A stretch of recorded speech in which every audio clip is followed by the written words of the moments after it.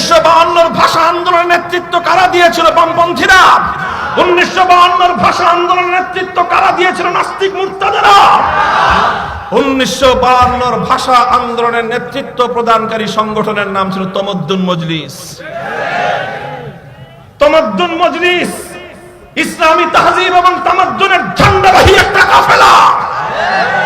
52 ভাষা আন্দোলনে রক্ত দিয়েছিল কারা?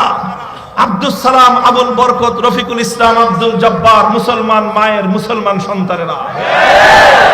1952 পরে আসলো 1954 সাল। 54 সালে যুক্ত ফ্রন্ট গঠিত হয়েছিল বাংলাদেশের। স্বাধীনতার বাংলাদেশের ইতিহাসে পশ্চিম পাকিস্তানিদের বিরুদ্ধে এদেশের নেতৃবৃন্দ ঐক্যবদ্ধ হয়েছিল। সেই যুক্ত ফ্রন্ট কারা গঠন করেছিল? সেই যুক্ত ফ্রন্টের নেতৃত্বে কারা ছিল? সেই যুক্ত ফ্রন্টের ইশতেহার কি ছিল? যুক্ত ফ্রন্টের সেই ঘোষণার প্রেক্ষিতে 1969 গণ অভ্যুত্থান, 70 জাতীয় নির্বাচন, 71 স্বাধীনতা অর্জিত হয়েছিল। সেই 54 যুক্ত ফ্রন্ট কারা গঠন করেছিল? 54 যুক্ত ফ্রন্টকে বাদ দিলে বাংলাদেশের স্বাধীনতার সংগ্রামের ইতিহাস অপূর্ণাঙ্গ থেকে যাবে। সেই 54 যুক্ত ফ্রন্টে 4 জন শীর্ষ নেতা ছিলেন।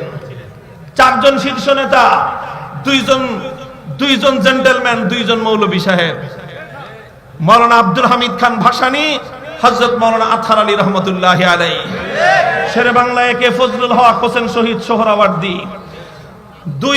দুই আপনার প্যান্টওয়ালা, 2 পাগড়িওয়ালার সঙ্গে যখন হাতে হাত মিলিয়েছিল, এদেশের মানুষ বাংলাদেশের স্বাধীনতার পক্ষে গণমতামত দিয়েছিল।